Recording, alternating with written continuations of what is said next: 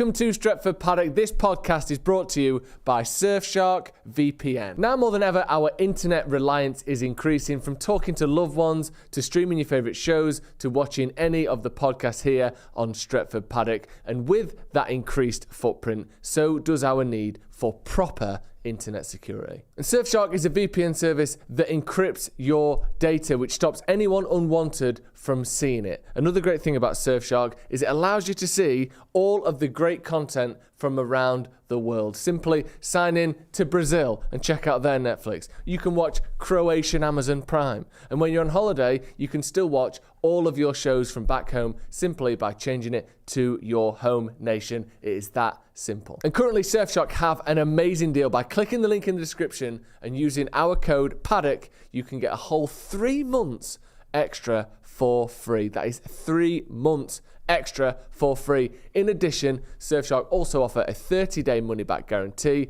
Again, use that link in the description and use the code Paddock for 3 months for free and a 30-day money-back guarantee.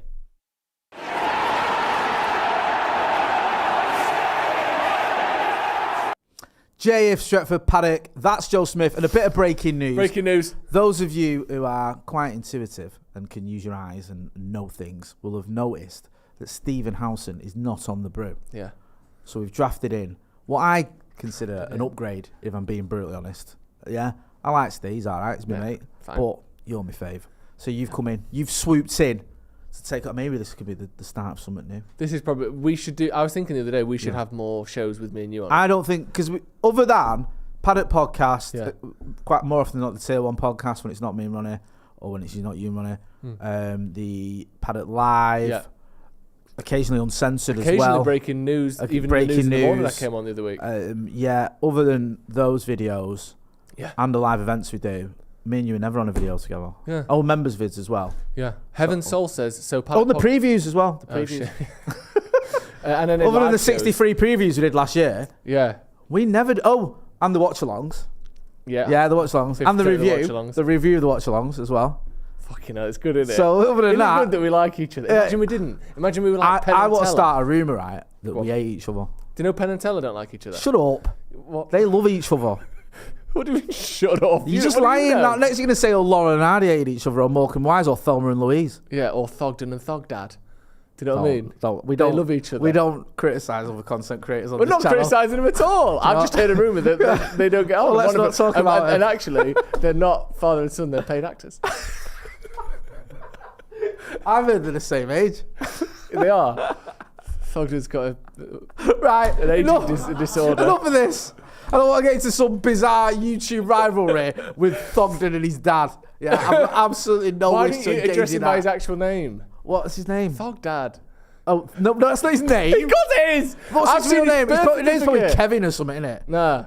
Right, Thogden. Do you know what? Go on. Fair play to him, because it's a bloke and his son. I don't think like Bolton fans. Nah. I don't know. Although he did. Everyone came for him, didn't it, the other week when he took that glove off that kid? Did you see that? Oh, it was kicking off, wasn't it? Yeah. But no, they're making YouTube videos together with your son. I mean, living the dream, aren't you? Yeah. That's my dream one day, to get rid of you losers and bring my son on. Bring your dad in. Yeah. Jay and his 65-year-old dad just doing YouTube. Sulking with each other. Yeah, just pissed off. Did you leave that cup on the side at your mum's? No, I've told you, we've been through all this. Motta's dad and Motta's lad. Nice. Writes itself. It does, there you it? go. That'll be coming to Stretford Paddock very soon. Yeah, so Steve's not on it. Don't worry, he's fine. He'll be back on Monday or whenever he is next on the channel. Yeah. So Joe's stepping in. Well, you're not actually stepping in. I think you'd be on it anyway. I was going to be on anyway. Yeah, so instead of 3 of us being on, now it's 2 of us being on. Yeah. So in keeping with the Brew, we're going to cover the main topics. 1991 Cup Winners' Cup final. Right. Nicolas Cage films. Yeah. Al Pacino. That's another favourite. Is it? Droylsden. Yeah. Manchester's most prolific serial killers. That usually pops up. Okay. And gives me kittens as well when we start talking about it, because it's not a great subject to go down. Yeah. And also accents as well. Okay. Well, your accent, right?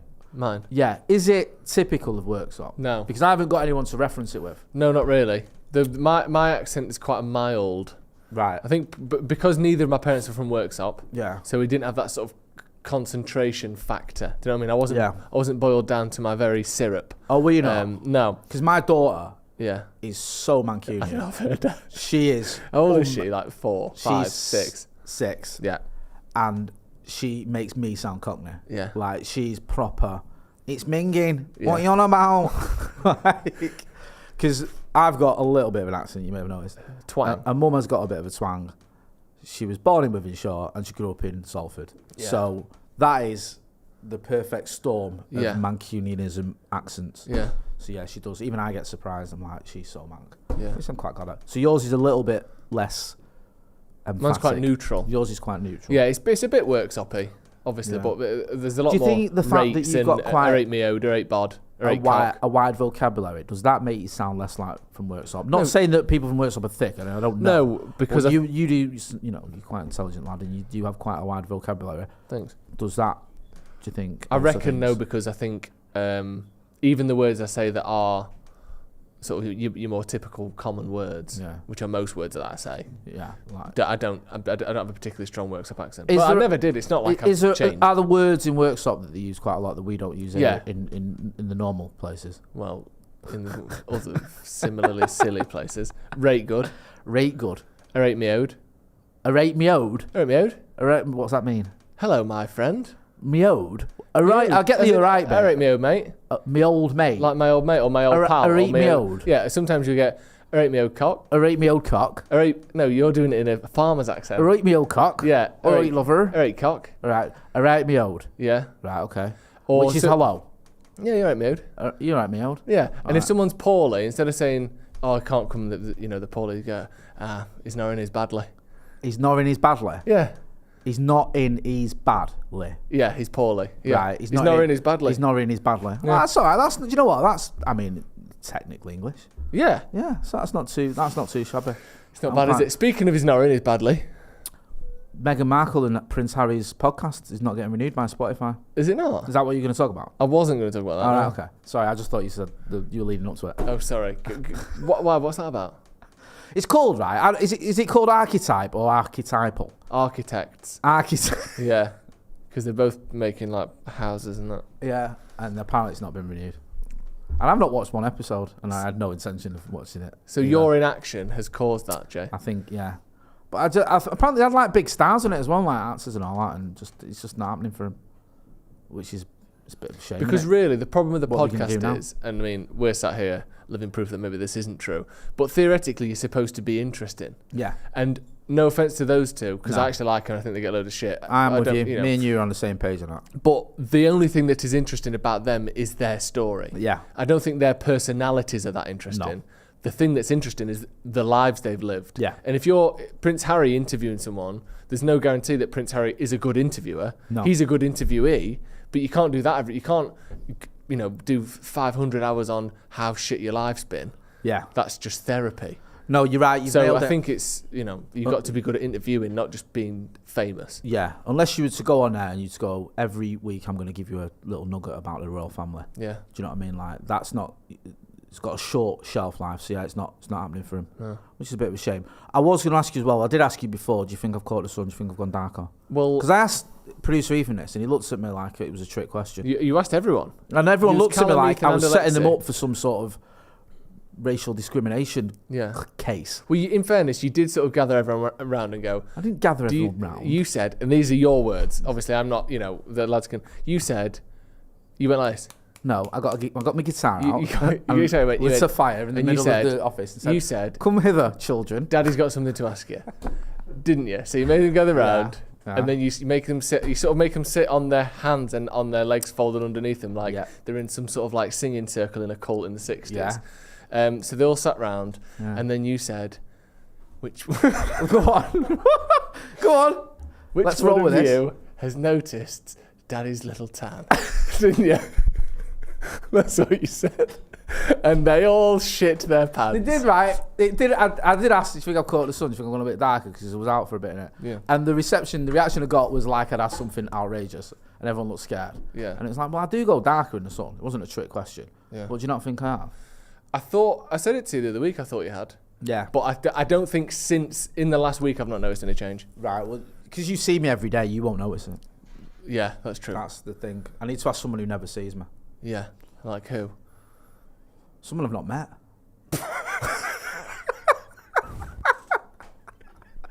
A stranger. Yeah. Go into the street and go, do you think I look more tan than last week? And then go, sorry, who are you? And you go, fuck off, what is this? Just answer it. It's not a trick question. Yeah. Do I look darker? Yes or no? Are you thick? Right, stop crying. All right, no need for that. Fantastic stuff. You're in control today. Okay. You're doing the comments and the chat and all that. Big time. In keeping with the Brew, we will be talking about the 1991 Cup Winners' Cup final. Yeah. I showed you a video last night, I don't know if Paul Ince getting everything wrong. Yeah, it was nice. Biblical, wasn't it? Yeah. He did an interview where he got everything wrong, and one of the things he got wrong was, we won the European Cup Winners' Cup, next year, the year after that, the following season, we won the league. It's like, no, you didn't.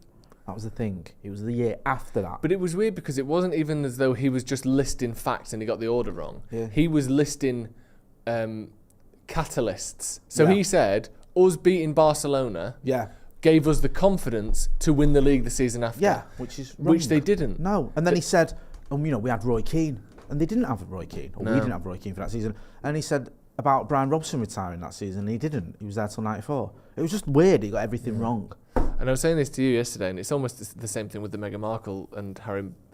You're going to say Harry Maguire, weren't you? When you know full well it's Harry Kane. Harry Windsor. Is it Windsor? Yeah. Yeah. I wish he'd be called Harry Windsor. I wish he'd just go, you know what, forget the Prince stuff. I don't need that in my life anymore. Yeah. Go as the artist formerly known as Prince Harry. Boom. It's a sort of a similar thing, like with Paul Ince. The reason he's good and interesting, and he is in the right context, is when he's talking about his experience as a footballer, his experience in the dressing room, things that 99.9% of the world have never done. Yeah. But when he doesn't know the information on that experience, like he's just reeling it off and getting it wrong, that's not. Do you know what? Because I used to work with Paul Robinson, and I get sometimes footballers get confused. And I remember him saying he had 41 England caps, or he even said he had 4. I think he said he had 41. And on Wikipedia it said he had 42. And he said Wikipedia will be right. I'll be wrong. I'll have forgotten. I'll have got it wrong. He said if that's what it says, that's probably right. But do you remember the worst one was when Sol Campbell got his birthday wrong? Not his birthday, his age. Do you remember? Sol Campbell, right? Sol Campbell. If you ever went onto his Instagram years ago, I think he deleted it or deleted a lot of the posts. Sol Campbell's Instagram was the best thing the internet's ever done. He is a genius, right? He's either a genius or he's one of the thickest people you've ever met. And he did this video on his birthday, and he went, "It's my birthday today. Big thank you to everyone that's wished me a happy birthday." I'm paraphrasing, by the way.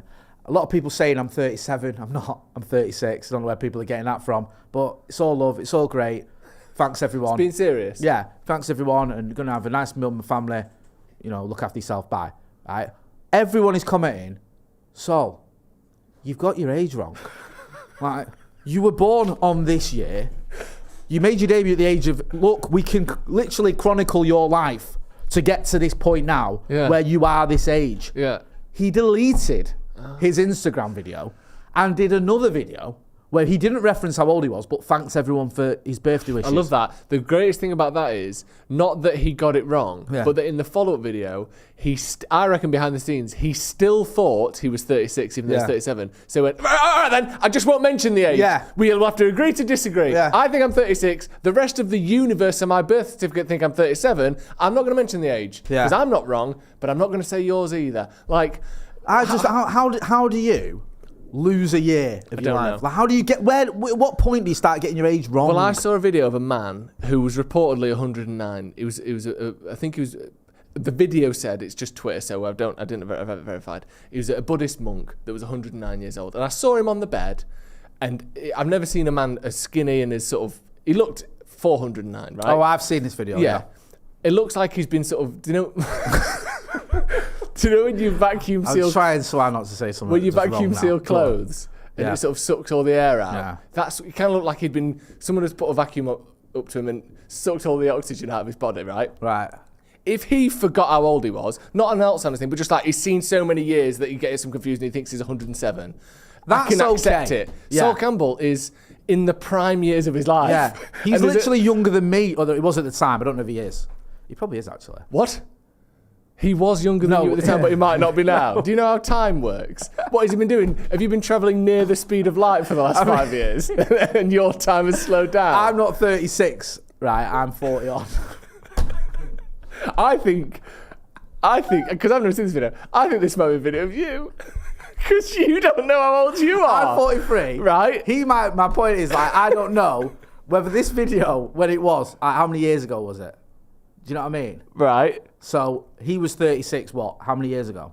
Okay. Oh, I get you now. Yeah. So I thought you meant you used to both be the same age, but now you might I be don't older. know whether he's older than me or not. Okay. I don't know if he's 44. He's got to be in his 50s. Sol Campbell's 48. Right, so he's 5 years older than me. I know How many years older was he than you then? So if he was 36, I would have been... No, he was still 5 years. I would have been 31. Still 5 years though. No, that makes sense. Yeah, but I don't know. He might be 37. But I remember once bumping into me and my mum went out, and my dad went out for a meal, for someone's birthday or something. Right. I think it was my mum's birthday, and we bumped into my mate in the Trafford Centre, and he was out of his head, and we were talking about his mum's birthday and all that, and he got his year wrong. He said, "Oh, I'm only 27," and I remember saying to him, "No, you're not. You're 26," and he went, "Oh yeah, I am," but he was out of his head. Yeah. So that I can sort of get. Are you implying a level of intoxication on Sol there? No, I don't think Sol he is. by name, couple bottles of Sol by nature. Did you ever see? No, maybe. But did you ever remember like his? Did you ever see the match preview he did? Where he did a match preview, right? And I reckon. Sorry, Sol Campbell or your mate? No, Sol Campbell. Yeah. So I reckon that whoever it was, like a bookies or someone said, "Can you do a preview for the Champions League final?" Yeah. Yeah. Can you make it 40 seconds? So he said, "Yeah." 40 seconds. Bayern Munich versus, Dortmund or whatever. 40 seconds go. Bayern Munich make the Champions League final. Bayern Munich versus Dortmund. It's going to be great. Now he's forgotten of nothing else to say, and he's got 37 seconds to fill. Right. Yeah. So he's going. It's going to be great. Yeah. It's going to be great. Yeah. At the Champions League final. Can't wait. It's going to be great. He just says that for like 30 seconds. Can't wait. Yeah. Looking forward to it. It's going to be great. Like he just says it like there's something wrong. Like he's malfunctioned. And then he ends the video. So, do you know the Alan Partridge thing where he's going, someone makes him laugh and he goes, Alan's funny story, and he's run out of time. And, and you got the same gif. Yeah, it's like that. He's like trying to keep it going. Wow. But you can see he's just ran out of things to say. He's a fascinating character, Sol Campbell. Yeah, he is. And he's very interesting. I never saw him play either, really, because of my age. So I've only ever really seen the sort of post-player Sol Campbell. He was very good. It was meant to be amazing. Yeah, he just did the dirty, didn't he, on Spurs, man. Have you seen him where he did the world's longest slide tackle? No. Have you not seen that video? No. It's annoying because I can't show it on here. Basically, he's running out toward the corner flag. Yeah. Someone's got the ball there, and he starts sliding like near the edge of the 18-yard box, and just slides like off into the distance. He just gone like off the pitch, like a kid on a slip and slide. Yeah. He just goes. It's the world's longest slide tackle. It's absolutely amazing. Can we talk about David De Gea a little bit? We'll come back to non-football, but I do want to talk about David De Gea because it's been 18 minutes. Come back to non-football because Sol Campbell is non-football. This is according to The Mirror. Is it Disco Dave McDonnell? I believe it is Disco Dave McDonnell, and he said that De Gea is set to leave Man United after 12 years at the club as 3 replacements eyed. David De Gea is set to leave Manchester United. That's an odd phrase. 3 replacements eyed? Yeah. That sounds like some sort of witch. 3 replacements eyed. 3 replacements eyed. Lung of toad. Bit of Mandrake. There we go. Like what? 3 replacements eyed. What is it? Why? Right, I've not studied journalism for about 15 years, but I used to remember these talks about, how you speak conversationally, how you write conversationally. Yes. Never in the history of my life have I ever said in a sentence, 3 replacements eyed. That's just not a sentence. I have newt. Yeah. And I like Disco Dave. He's a good lad. Come on the channel. Anyway. Do you think Disco Dave, even though he didn't write the headline, is there a school of thought that maybe it wasn't as outrageous as people suggested, the what a waste of money about Martial?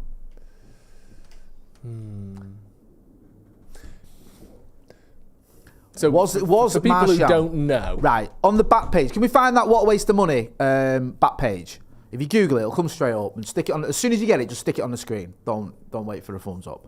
The producers are on that. when we bought Tony Marshall, you remember the chant, Tony 50 million down the drain, Tony Marshall scores again. You know, the English press said he had no chance and all that. So when we bought him, it was like, what a waste of money was on the back page of the Mirror. Yes. Now, the article was by Dave McDonnell. Now, we had him here. He was sat here. I was sat there. And we brought it up. We put it on the screen and we asked him about it. He said, look, that headline caused a lot of sort of reaction from United fans. It's a song that people still sing about. It's still, so every time Tony Marshall is either there or does something good or scores, it's, Tony Marshall, it came France, the English press said he had no chance. 50 million down the drain, Tony Marshall scores again. So it became a thing, and everyone used it as a sort of stick to not just beat Dave McDonnell with, but the English press, didn't give him a chance. 50 million quid, down, what a waste of money and all that. How wrong were you? As he smashes it. Now, I don't know, waste of money is harsh, because I like Tony Marshall and all that, but is it as outrageous as it seems? Because he said he didn't write that headline. He said that one of the sub-editors wrote it, because he doesn't write the headlines, he just writes the article. And he said he was stitched up because they put that as the headline on the back page. Yeah. Splash. I would say it is outrageous because it was written like a week after we signed him. Yeah. And I think actually, if I remember the article rightly, it wasn't just about Martial. It was talking about, Oh no, it was. No, that was it. It was also about how much we've spent generally. It wasn't just about Martial. Oh, the thing was, the argument was, it is about Martial, but not paid just about 3 times, as you can see there. Yeah. Over what we should have paid for him when we bought him from Monaco. And then obviously that second bit, and we've shelled out more team than any other in Europe on transfer failures. So it was about him, but it was, because I wouldn't say he's a waste of money, but I just feel like I think it's unfair because in his first season he scored 17 goals. He's also had a season where he scored 22 goals, I believe, and it's not really worked out, and it's sort of been downhill for the last few seasons, but it was 45 million. We didn't spend 100 million. And a lot of it was add-ons, wasn't it? Like if he won the Ballon d'Or, because he was a golden boy, wasn't he? Yeah. It was, if he won the Ballon d'Or, we'd pay another 5 million. Obviously, that didn't happen. And if he won the title, we'd pay more. Yeah. It's not as. So it wasn't a waste of money. It wasn't particularly money perfectly spent, but I don't think it was a waste of money. He's one of the few players who've actually bought as well. He's stuck around and served the purpose. Even now, this season, he's been scoring goals. Yeah, exactly. Whereas other signings we've made have become useless after 2 or 3 seasons. Yeah. So, no, I don't think it is. I just wondered what you thought on it. Yeah.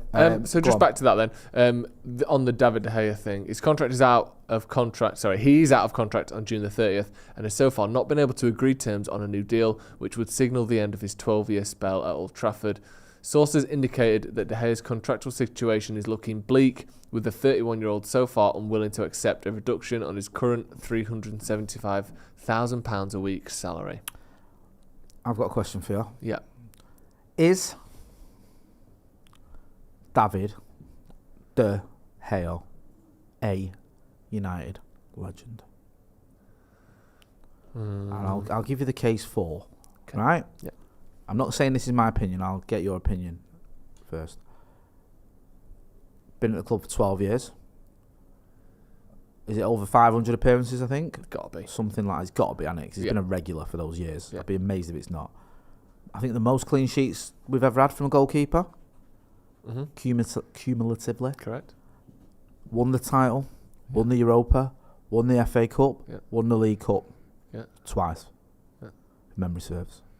So, some trophies. Yeah. Lots of appearances. Lots of clean sheets. Longevity. Yeah. Spent as long at the club, I think, as someone like Keno around that sort of time, 12 years. Ferdinand, yeah. I think they give or take a year or two. Yeah. It's a similar sort of time frame. Would you consider David De Gea? Also, he's won, 4 Player of the Season? Oh, yeah, sorry, how can I forget? Yeah. 4 Player of the Seasons, great point. Would you consider David De Gea a club legend? It depends, because and not to... I'll give my opinion at the end. But again, just to sort of do it... It depends whether you're of the view that there is sort of a handful of club legends. When I sat on this... I think when I was a guest on this, when it was Steve's baby, he said to me he only considered Bobby Charlton a legend. Yeah. Now, he changed his attitude towards that slightly, because I think my point was you can't say to me that Brian Robson isn't a club legend. Yeah. And I think he actually agreed that he was. And there's other players, I think, in there. Paul Scholes. Yeah. So I think his thing was his dad had said, that Bobby Charlton is the only bona fide club legend. Yeah. I think he was being slightly sort of tongue in cheek with that, by the way, before people start piling in on Steve. Yeah. But his point was the bar should be very high. Yeah. For you to be a Manchester United legend. I'm slightly of a different opinion, and I think there's probably 20 or 30 legends. Yeah. And you can name them all alphabetically. I can't do it alphabetically. Well, name them all in terms of when their birthdays are, starting in January and going forward chronologically. Okay, yeah, no, that's easier. Actually, I'll name them all by star sign. Yeah, please and broke up into sort of subcategories of birth date. Just start with Leo and then do Sagittarius, then go to Scorpio, and then the rest. I'll name a handful. Okay, go on. So obviously you got like Bobby Charlton. You would have Law, Best, easy. Dennis Law, who played for City. Get a grip yourself. Yeah. I'm joking, by the way, before anyone starts with me. But then you can't say, like I said, that Paul Scholes isn't a legend, that Gary Neville isn't a legend, that Ryan Giggs isn't a legend, Roy Keane, Bobby Robson. Bobby Robson? Bobby Robson?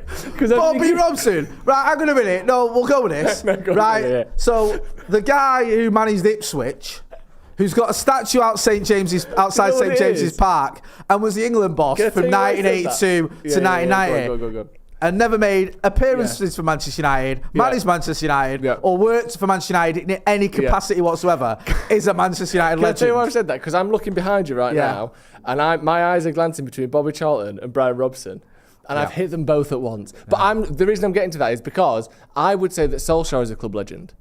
I think what he's done at Manchester United is a club legend. But he was never... I don't know if he was ever a top scorer in a season even, was he, for United? I want to say in 1996, 97 he might have been. He might have been. But he's not a sort of season by season the most prolific player. He's not played the most games. He hasn't ticked all of the boxes you would necessarily say for a legend. But I think for what he's done, it's Solskjaer weird is a club legend. because there's some people who, I don't think Ollie's one of them. I think you give it Ollie. Yeah. But then Cantona, of course, people there's others like Brian Kidd. Yeah. Well, if you've got Bobby Robson, you've got to have Brian Charlton. so he's Brian Charlton as well. I remember reading an interview with Brian Robson once. We talk about Bobby Robson, how he was getting people's names wrong. Yeah. And Brian Robson said he was walking down the corridor at like the FA or whatever. Yeah. And Bobby Robson was walking towards him. And he went, "Hiya, Bobby." And Brian Robson went, "No. I'm Brian, you're Bobby." So if Bobby Robson can make that mistake, I'm allowed to make it. Yeah, that's fair enough. Would you say David Beckham's a Man United legend? That's a good question. I like that one. Because obviously, 98, 99, 2000, those 3 years, sensational. One of the best in the world, not just the best at United. And he played most of his career away from Manchester United. Let's break this down, right? What's the criteria for a legend in your eyes? Get involved in the chat and the comments as well. I think my criteria for a legend you have is someone that is a fundamental piece of usually a defining era at Manchester United. So someone a fundamental piece of a defining era. Yeah. Without them, not just like Makeda, because obviously he didn't. Yeah. But like without them, there is a good chunk of United's history that would not be the same and be substantially a fundamental worse. Piece of a seminal part of... that would be my quick definition that I've just come up with off the top of my head. So they're an important player during their era, which was a successful era. I think they have to be, because there are people like Steve Coppell played a lot of games in a row, but we weren't great. We weren't great then, so you couldn't call him a legend. You got one trophy, do you know what I mean? The FA Cup. So all right, fundamental part of an important era. Yeah. What else? Anything else? Is that it? I think also, or someone that was so individually outstanding that they sort of transcend maybe even a sort of fallow time. Right, do you know what I mean? Yeah. Individually outstanding. Yeah. Anything else? Like Brian Robson kind of falls into the individual outstanding in a fallow time because, all right, he won FA Cups. We weren't winning, and he won the Cup, which is the most important trophy. Yeah. But we didn't win leagues until right near the end of his career at United. But he was mint for a decade. Yeah. He was world class for a decade, and he gets more credit, in my opinion, that he stuck around and carried that team for years when we weren't great, and he made us not great because good enough to win 3 FA Cups. And you have to have that distinction in there, I think, because if Brian Robson had never won the Premier League, which he did at the end, but even if he never had, he'd still be a United legend. Of course he would. So it can't just be the best players when we were Brian good. Robson had retired in 1992, he'd still be a Manchester United Exactly, legend. yeah. So 100%. I think you have to have that individual brilliance or effect on the team, even in a difficult period for the club, I would say. So, using that criteria, those two criteria you come up with, does David De Gea fit into either of them? Has he been great in an era? Or was there any more? Sorry. No, go on. Yeah. So, has he been fundamental to a important part of our history? No. Has he been great in a fallow time? That would be his stake at a claim, wouldn't it? Yeah. Because he was brilliant when we were shit. Yeah.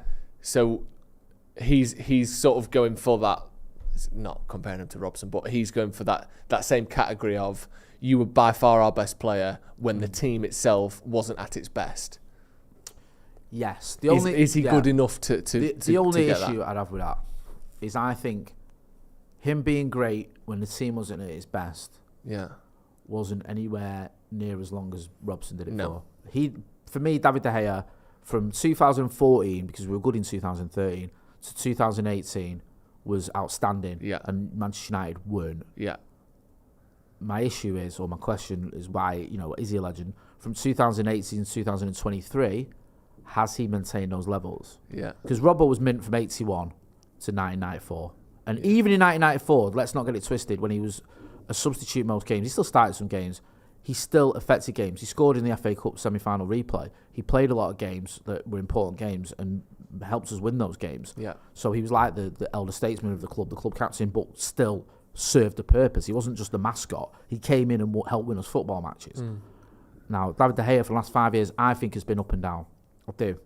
And I think that the only sort of issue I've got with is he a legend is, has this sort of lesser period in David De Gea's career undermined his legendary status? Because yes, he's reached milestones of clean sheets and appearances and stuff, but we've won one trophy in 6 years, and I think had he been a bit better, we would have won more trophies in that time. I think the difficulty That's the issue De Gea has as a goalkeeper is, if you look at some other people I would without question classify as United legends, Rio Ferdinand, Wayne Rooney, Paul Scholes. Okay. You look at those three players, for instance. You can pick any, but from the recent, slightly more modern era that I've watched almost all of their career. I didn't see all of Scholes' career, but you know what I mean. Yeah, no, yeah.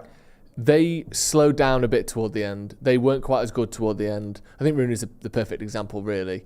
Where Rooney's a better example, because I think, well, actually, yeah, you're right, because there was the Moyes season, wasn't there, with Rio? Yeah. And there was Scholes was probably better the season we drew with City than the following season. Yeah. Even though the following season we won the title. Yeah. He played his part. And he was still excellent. I don't think he had a massive drop-off, actually, Scholes, but he wasn't the player he was in maybe, the mid to early 2000s. No. But when you're in a centre mid or centre back to a lesser degree, but still less than a keeper, and certainly Rooney playing as an attacker, dropping into an attacking midfield role, if you make a mistake or if you're not quite as sharp as you used to be, you usually don't cost your team a game or a goal.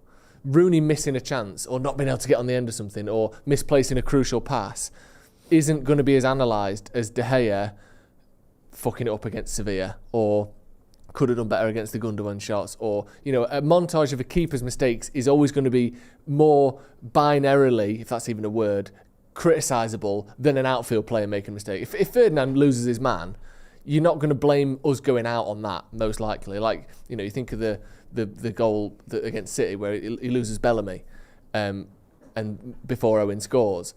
If that's a goalkeeper, it's so much more obvious that you've just completely fucked up. Do you know what I mean? Yeah. So I think that's playing against De Gea a little bit, is that we're seeing his decline and you see it so much more clearly with the keeper than any other position. So maybe, that thing of the last 5 years, him not being so good. Wayne Rooney from 2013 to 2017, you could argue, had a similar career trajectory to De Gea, but it's not quite as, clearly poor.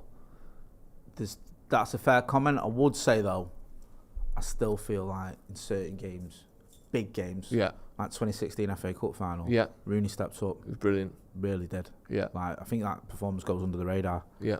Whereas De Gea in some big games, no, that's fair. The FA Cup final in 2018, I don't think he covered himself in glory, and it was not his fault, the Phil Jones penalty giveaway or whatever, but the 2020 FA Cup semi-final, was it, under Ollie, 2021, I forget, the lockdown one. Yeah. We had a stinker, spilled the Mason Mount shot, the other one went, I think, under the I don't want to just list all these mistakes, but there's been big games where he hasn't been great, and it's cost us especially big knockout games or finals and stuff. Yeah. And I think that's sort of spoiled it a little bit for me.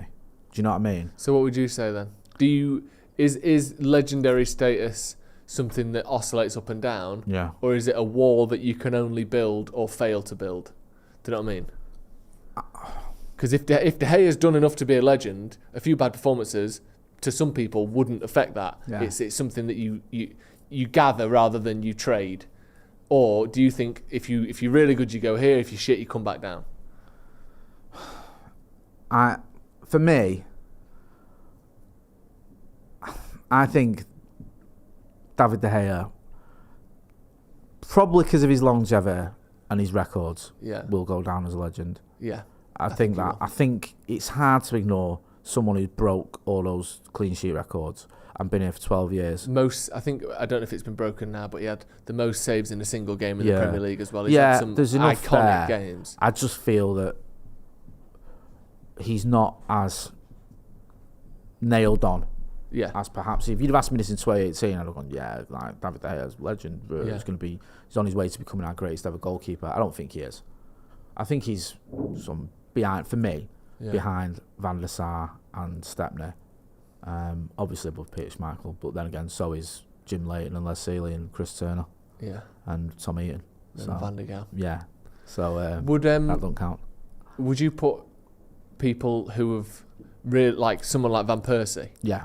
Is he a legend?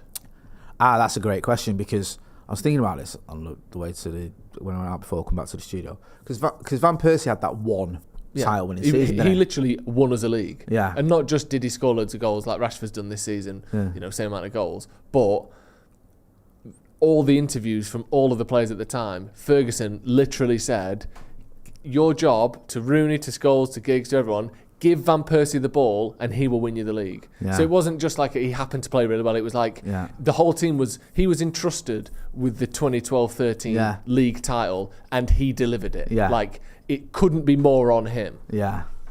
I feel like Van Persie gets one by default because of certain things that have sort of gone his way. Winning us that title, and he wasn't single-handedly, I would never say that, because I think he went 10 games without scoring. And Wayne Rooney steps up. Let's not forget that during that season. Yeah. But he was the main man. Also, little things like the Arsenal Guard of Honour for him is one of my favourite images. That's one of the great Premier League moments. It is. It's so good. Yeah, it is. And there was so many iconic moments during that season. The last-minute free kick against City, the volley against Villa. Still probably my favourite Old Trafford goal, that volley against Villa. Yeah. I love that. Just so mint. And the atmosphere that night and everything just celebrating. It was just quality. So I think he sort of gets in by default, if that makes sense. Yeah. Because of what he achieved that season. It's a bit like, Sheringham did more, but Sheringham for me would be a legend. Would he? Yeah. I know people have fell out with him because of those Paddy Power adverts. Where he's singing Blue Moon or that. He was doing the rounds in my group chat the other day and I was like, I'm not really bothered. Admittedly, I only ever saw one season of Sheringham. I only have memories. Because he had that mint season well after that, didn't he? Where he won PFA Player of the Year and scored 20 goals for United. I suppose I saw that as well. Yeah. But in my, the treble season's the one that really puts him in with a shout. And do you know what the weird thing is about that treble season? But I don't think he did nothing for 95% of that season. When I say nothing, I remember walking down the Munich tunnel, seeing Teddy Sheringham in March, and saying to my pal, he won't be here next season because he barely played. Like he just was fourth choice. Yeah. And everyone goes, Fergie used all those 4 strikers all season. He didn't. Yeah. He didn't rotate every game. Yeah. Like Sheringham's like the forgotten man almost. He played some games, but it wasn't like everyone thought, he's not going to be here because it's York and Cole, and then it's Ollie. I don't think Sheringham would be a legend for me. I don't think Van Persie would either. Right. For me, I think it's more. I think it has to be more of a scale thing than that. I think one great year isn't enough, no matter how good the only thing with Sheringham, you're right. I think Sheringham did have more than one good year, but I'm talking about Van Persie. No, but sorry, Van Persie, I kind of get that. Because the thing is, Owen Hargreaves had a great season for us. Yeah. People forget that, but he went and played 4 games for City or something stupid. And also, most people, I think, I don't think most people would call Ruud van Nistelrooy a United legend. I would. Would you? Yeah. But only won one title though. But he only won one title. But but every single year he was at United, he was sensational. He's still the best striker I've ever seen. Yeah, he's the best striker I've ever seen. Yeah. And he's got the record, or I think equaled the record. No, sorry. Dennis Law's got the record for most goals in a single season for United. 46 goals. The second highest, I believe, or the most since then, should I say, because I don't know pre-war, is Ruud van Nistelrooy with 44. People forget that because Ronaldo got 42 in 08. People think that's the highest, but it's not. Van Nistelrooy got 42, Van Nistelrooy 44 the record goals. for the quickest until Haaland, I think, to get to 50. Yeah. Because I remember, I think he did it quicker than Salah in the Premier League. I might be wrong. Yeah, but I'm not sure. He did it very quickly. Yeah, Ruud, love Ruud van Nistelrooy. There's loads, and also there's ones you have yourself, right? There's players that, in your eyes, are legends. Yeah. Because, like, even someone like John O'Shea. Yeah. Like, John O'Shea, you ask most people, will say United legend. Yeah, for the big chunk of his career, he wasn't first choice. No. He came in when someone was injured. Yeah. But he scored that goal at the Cop end in the 90th minute. He scored against Arsenal. He nutmegged Figo. He went in goal and kept a clean sheet against Spurs. It's just like Roy of the Rovers stuff. Yeah. It's crazy. And he had a great chant and everyone loved him. But if you look at it, you think, well, is he actually? I wouldn't say John O'Shea. Yeah, but in the eyes of a lot of people, he is. Yeah. Do you know what I mean? So I think there's only for me about, I think you said 23. I think there's about 10 who you can't argue with. Oh yeah. Should we list them now? Yeah, let's list the 10. So again, I don't know pre-war really. Right, let's tell you what. Let's go with the obvious ones. Right, yeah. Keano. Yeah, Keane. Robbo. Dennis Irwin. Yeah. Like, let's not be daft about it. Yeah. Yeah. Law best Charlton. Definitely. Yeah. Rooney, top scorer, has to be. Top scorer. I think Scholes. For me, undeniable. Giggs because of everything he's won. Giggs because of everything he's won. Would you throw in Duncan Edwards? I know he died at the age of 21, but again, if you're looking at that first criteria, the effect that he had in the influential time, he couldn't be more influential. I think you've got to say Duncan Edwards, United legend. Yeah, me too. And I wouldn't say that Roger Byrne and Jeff Bennett and Tommy Taylor and all they are iconic because anyone that passed away in Munich. But I think with Duncan Edwards, he's the one everyone focuses on. I think undeniably Cantona. Yeah, no question. No one could ever argue that. Anyone who says that is wrong.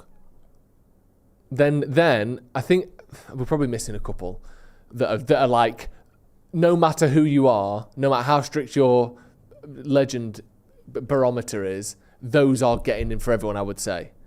Yeah. I don't think anyone could argue any of those. Because I would still like, for me, Andy Cole is a Manchester United legend. Yeah, I agree. 100%. Yeah, I think people in the comments, Ronaldo. I think Ronaldo is. I think he is, but I think that's debatable. Yeah. I think there's a debate there where some people would say no because of what happened. Yeah. Because he left at the age of 23. Yeah. To go to Madrid because he wanted to. Yeah. Came back and then fell out with everyone. I agree. So I think he probably is because he won the Ballon d'Or and he won the Champions League. He won 3 in a row. He is. Yeah. But I think whilst the first 10 we named, I don't think you can debate it. I think there will be some that would debate Ronaldo. I know you're not his biggest fan, but I think Peter Schmeichel is a Man United legend. He is. I admit that. He's not in my eyes, but in the real world. Gary Neville, I think, is as well. Yeah. Undeniably. I think people saying CR7 is not a legend. See, that's my point, though. But he is. There's a debate there. I can see the debate. Yeah. You might not agree with it, but I can see how some people will go, he isn't a United legend. Yeah. Whereas I think the first 11 we named, if anyone says Eric Cantona is a United legend, I'll just say you don't know what you're on about. Yeah. There is no debate. Yeah. Like, whereas with Ronaldo, I understand. I might not agree with it, but I understand it. Yeah. I think those first 11 we named, undoubtedly United legends, aren't they? You couldn't really argue. And then I think in the category below that, the likes of Beckham, Solskjaer, Ronaldo. I don't want to be that guy, but I'd throw in Bill Falks. Yeah. Van der Sar. I think where they probably are to most people, but there is an argument to be made there if you really want to. It's like Evra's a legend, isn't it? Everyone says Evra's a legend. Vidic is a legend. Everyone Rio says Ferdinand. That. Rio, of course. Yeah. It's like there's players that 99% of the fan base would probably say, especially a certain age. Yeah, of course. Would say are legends. Yeah. Whereas I think that there's others that go, and plus I think if you're an older fan, your criteria might be different. So you might, if you're in your 50s or 60s, you might go, well, he's not a legend or he's not done enough. Do you know what I mean? And I know there's fans of a certain age who'll say that Stuart Pearson is a legend. Yeah. Players like that. Do you know what I mean? From Lou Macari. Yeah. Certainly a legend what he does off the pitch as well. Big shout out to Lou Macari. Gordon McQueen, who passed away recently. A legend. Harry Gregg. Like, legend. Harry Gregg should have been in there. Apologies. He should have been in there for a multitude of reasons. Yeah. So, there's loads of different criteria that different people have, aren't there? Yeah. I mean, we're just blessed out with the history of this club, the players we've had. It's easy to get down on where we are now and what's gone on recently, but we've had such an amazing array of fantastic players that, there's nothing on earth like being a Red. Yeah, absolutely. You want to talk about Mason Mount, don't you? Talking of legends. Yes, Man United are ready to make an improved bid of 50 million for Chelsea and England midfielder Mason Mount. Chelsea value Mount at 70 million, but the player is about to enter his final year of his contract, and United feel their 50 million is far more realistic. United's latest offer is likely to be their last, with the pressure now on Chelsea to either accept or risk Mount entering the final year of his contract and potentially leaving for nothing next summer. Sound. Yeah. Do that. But who do we get otherwise? Because it's all well and good having like this sort of threshold of we're not going to be taking the piss out of, which we need to have. I'm not saying we don't, but as important as that is improving the team. It is. Do you know what I mean? It is, and you're right. Yeah. But then you should have more plans than just Mason Mount.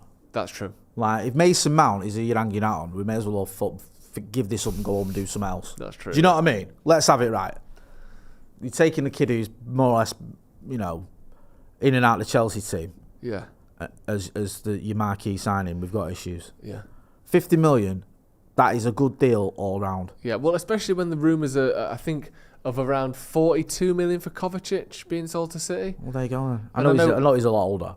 He's older and I don't think he's as good, actually. But we're offering more, or we would be willing to offer more. 50 to 55 is what Darmesh has been saying, or what he said to me. And I just think United, at some point, you've got to draw a line. Yeah. We can't have all the signings we make 56, 70 million, 60 million, 70 million, 80 million. They always are. Yeah. We always do this. Anthony, this time last year, me and you were talking about getting Anthony for 40 million quid, and we paid 100 million euros for him with add-ons. Yeah. And then all of a sudden, it's a stick that's used to beat him with. Yeah. Like, Martinez is probably all right because 56 million, he looks like a bit of a bag in that one. But every transfer window we spend money, we seem to overspend on someone. Yeah. It's like when people said, Donny van der Beek was a bargain at 35 million. Was it? Was that a bargain, was it? All right, so that's £1 million per appearance. Mint. Yeah, who do you think he is? Diana Ross? You know what I mean? Like, no one gets £1 million per appearance unless Diana Ross on the afternoon after the speaking Vegas. circuit. Do you know what I mean? Come on. Like, I get at the time people going, oh, it is, and it looked like it was, but it hasn't turned out to be. Yeah. He's literally done nothing. Yeah. And it costs us 35 million quid, and we'll probably sell him for about 4 million quid. Yeah. So at some point you have to draw the line on it and go, no. Yeah. Like, this isn't someone who I will lose sleep over if we don't get. No. I know that's not the that's not the benchmark of whether it's a great sign-up, but if we don't get Mason Mount, life goes on. Yeah. And we can't be spending loads of money on a player who has had a bad season for whatever reason, has got 1 year left on his contract, and is good rather than great, in my opinion. Yeah, I agree. Next up then, Victor Osimhen. From the same article again, I believe. Tell you what, has Dave McDonald had his Weetabix or what? I know, he's gone. Has he just, decided I'm going to write all the stories ever today? Yeah. Do you know what I mean? Yeah. Like, what is going on? You see like that, like people playing poker. Yeah. Just all in. Yeah. Dave McDonald's just gone fucking... Dave McDonald's gone to his editor and he's gone, got your Mount story. Yeah. All right, and a De Gea one. Right. All right, and an Osimhen one. Well, that'll do. That's fine. That's enough. So I reckon Dave McDonald's going on his holiday tomorrow. And a Martial one. Yeah, Martial one. Yeah, I think I'm away tomorrow, so that'll cover me for my holidays. I'm on strike tomorrow. Yeah. United have cooled their interest in England captain Harry Kane because of Tottenham's £100 million valuation. See, I don't think that's right. I think we have, but I think surely they would want more than that. I think we would have paid 100 million. Do you think that's why we've stopped it? I think they've refused to sell him. I don't think it's because they wanted 100 million. Because if they what was that picture of him with all them gold discs with the England squad? What was that? Can we pull that picture up? me and you need to talk about this. We do need to talk about this. Because I need to get your thoughts on it. Yeah. Because I don't know, right? If I'm being honest, I'm looking at it and before going... you say this, right, go on. Explain to people what it is. Right, Harry Kane broke the record for the most England goals, right? Barely. So, as a present to his England teammates, he bought them all a gold disc, like what you get when you get... Like a vinyl record? Yeah, like when you're a singer or whatever and you get a gold record, in a frame with it broken to show the record being broken. He bought them all that. Yeah. Like, he bought all of them that, sorry. Yeah. So he bought like 20 gold discs or whatever, framed to symbolise him breaking the goal scoring record. Is that right? Have I got that right? That is how I understood things. Yes. And there's this picture doing the rounds that we're going to get. When you get it, just throw it up. Of him posing with his teammates, and they're all sat there with this gold disc. They've all got one. He's bought it for all of them, right? Yeah. He's like, I've got you something. And it's a signed photo of me. I'm so glad we were talking about this because I wanted to and I forgot. Yeah. And I'll be honest with you. Yeah. When I saw this, I didn't get it. Right, I thought... Right, leave this on the screen. This is genuinely one of the shittest things I've ever seen in my life. Because, there's a few things we need to break down here. First of all, so what you can't see, but on the disc, if you look at the blue centre of the discs, it's all of the goals he scored in laid out in order, right? Which suggests that if we enter the sort of fictional world of the record label that supposedly printed you know what I mean, right? That would be that the disc that's broken is his own goal-scoring disc. Really, and this obviously wouldn't make sense because it would seem cruel, but really the disc that is broken should be Wayne Rooney's disc because he hasn't broken his own record. Yeah. He's broken Rooney's record. I love the fact that you're focusing on this part of this aspect of this present. But it's Am I right in thinking as well? Sorry, I didn't mean to interrupt there. But the pictures, each player's got a picture of themselves with Harry Kane because those pictures look different. Wow. Because those discs, actually, the breaking in the discs looks different. Yeah, well, that's what I wanted to get to that as well. What we're seeing here, Jay, is what we call in the industry bespoke disc breaking. So these haven't been manufactured by like a machine. Each one of these discs has been broken individually, all down the right hand side. Sure, there's a thing, but that's not like you can Google broken disc online. Yeah, they've all been broken separately and sort of glued back in, slightly separated. Like there's I don't a lot understand. that I don't understand and sort of slightly annoys me. And for starters, why is Aaron Ramsdale being thick? Yeah, I don't like that. What is wrong with him? He's such a typical idiotic gooner. Yeah. Like, can everyone look at the camera and smile? And he got that wrong. I'm going to look down and smile. No, look up and smile like everyone else in this picture. Yeah, you utter buffoon. Yeah. And also, Aaron, why are you the only one who's turned up in the wrong fucking shirt? He's wearing the wrong clothes. I've got my shirt on. Jack Grealish has still got MCAT in his system and he can get the right fucking shirt on. Why can't you? Why are you wrecking this picture? Why have you made it all about you? Honestly, that annoys me, right? Because that's just stupid. And also, why doesn't everyone have one? Where's Ramsdale's? Where's Grealish's? Where's Alexander-Arnold's? I don't know. And like, who is getting these? Like... So is someone like, I don't know, Callum Wilson, who's probably played for England with Harry Kane about 4 times, getting one, and Raheem Sterling, who's played alongside him about 40 times, who's not in this squad, not getting one? Yeah. How does it work? I don't know. What's the criteria? I mean, Ramsdale, who looks so much like Ethan on that picture, it is stunning, even down to the strapped up finger where he's broken it. He must have played almost all of Kane's games with him. And he doesn't seem to have one. And the other thing, if you really think about this, so no, not Ramsdale, Pickford, you mean? Oh, sorry, Pickford. Yeah, Pickford hasn't got one. So if we sort of zoom out a little bit, we're getting into the details. If we zoom out, what chance do you give any of these players hanging this up on their fucking wall at home? I reckon out of all the players that have got those gold discs there, at least 70% of them left them in that room. Yeah, literally left them there on the floor. Yeah. Right, is that photo done? Right, nice one, yeah. Well, what they did I'll get that later. They left one person, the first person left it leaning against the wall. Yeah. And then everyone else like, oh, that's what we're doing, yeah, great. Then everyone left it against the wall. Do you ever watch Curb Your Enthusiasm? Yeah. Do you ever see it when they have the dinner party with Ricky Gervais? Yeah. And he turns up and he gives the host a copy of the Extras DVD. Yeah. And Larry David saying, you can give someone a gift of your DVD. I've never seen that before. And he goes, well, it's a thing. Just because you've not seen it doesn't mean it's not a thing. He says, well, it's just something I've not seen before. It's weird. He says, well, it's not weird. Just because you've not seen it doesn't mean it's weird. It feels like that. It feels like I've got you a great gift. Oh, nice one, Harry. What is it?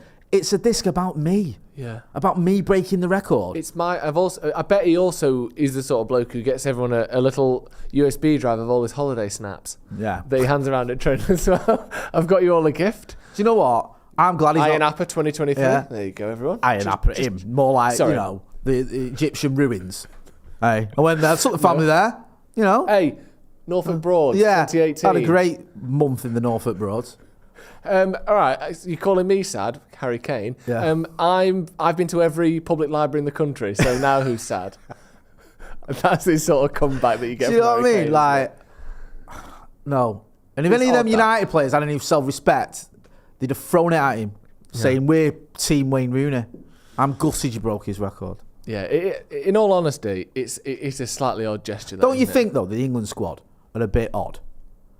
Yeah. Like, do you remember the whole picture of them? Weren't they holding up Harry Maguire or something, the defenders? Like, look at us, eh? Yeah. Example of some of the laughs we have around there. Like, they're just a bit weird. Like, it's like, oh, we're all lads together, we're all mates and all that. But I think sometimes they take it into a strange sphere. It's like, a bit performative at times, isn't it? Like, what are you doing? Pack that in. Yeah. So, yeah, I'm not a big fan. People can get involved in the channel comments. Maybe I'm being a bit harsh on him.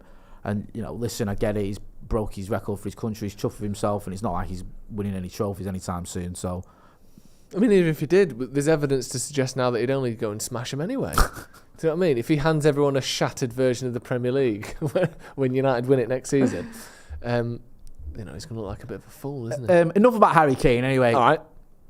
Real strikers. Victor Osimhen. Yeah. Are you excited at the prospect of us getting him? Because that's what your man Dave McDonald's saying. Yeah, they're now set to step up their pursuit of Napoli's 80 million rated Victor Osimhen. I don't know who's rating him at 80 million. Maybe United, because Didn't they pay that for him? Yeah. Well, I think they paid 60, rising to 80. So they're not going to sell him for that when he's had a mint season. No. That's not going to happen. So, I don't know who rates him at 80 million, but it's that's like us selling Ronaldo Napoli in 2009 to Real Madrid for 14 million quid. Yeah. Right. That's what we paid for him. Yeah. That's what you paid for him, so that's what you get for him.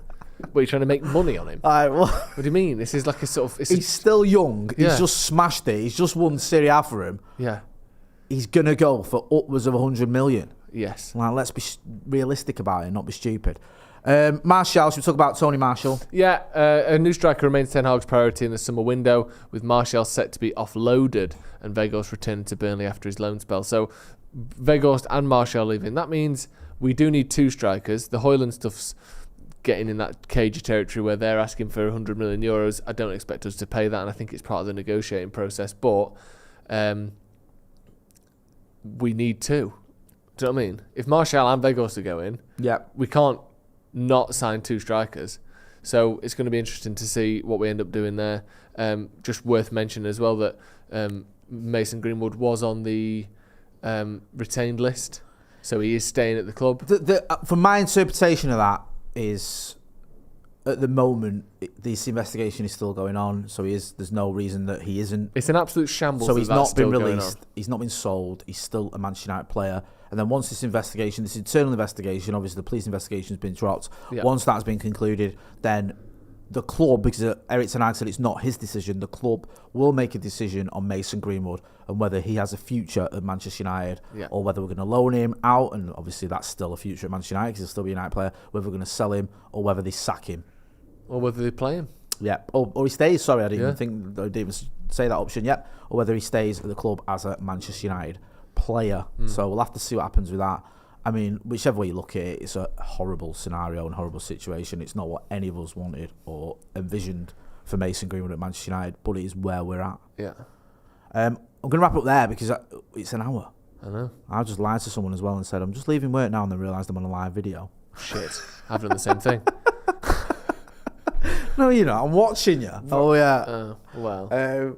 Thanks everyone who got involved in the comments and the chat as well. We're back tomorrow with the return of the transfer review. Yeah, Stephen Howson is back. He's back with a vengeance outside Old Trafford, giving you the lowdown on all those transfers we mentioned and much, much more. You'll also have Adam McCullough with Gazzetta So, and you've had a little bit of a look at Mason Mount, haven't you? Correct. Yeah. Okay, so that's you got it all going on this weekend. Don't you worry about that. Plus, if anything breaks with the takeover, we will jump on a live and get your thoughts on that, so you can get involved with us in the comments on that stuff as well. But make sure you are subscribing to the channel and hitting that like button. Joseph, where can people find you, my friend? Joe Smith 93 on Instagram and Twitter. Are you tweeting you, or are you in it yet? Because you're not a big Twitterer, are you? I like watching it, but I don't get involved that much because it stresses me out. Voyeur.